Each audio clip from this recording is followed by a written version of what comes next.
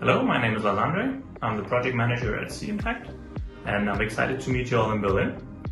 At C-Impact, we create innovative market intelligence based on vessel position data.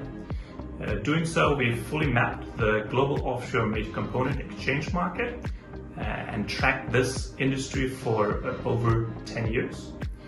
The study that I'll bring to Berlin will focus on exactly the major component exchange market. We'll be identifying some of the current trends in this market. We'll be looking at failure rates for the different turbine platforms.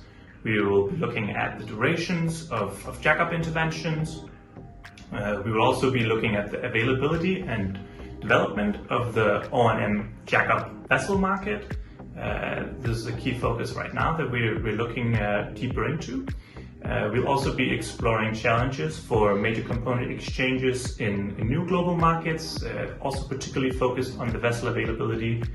And then we'll take a bit of a look into the expected developments in this market for the next 3 and 5 years, as it's going through some interesting trends right now.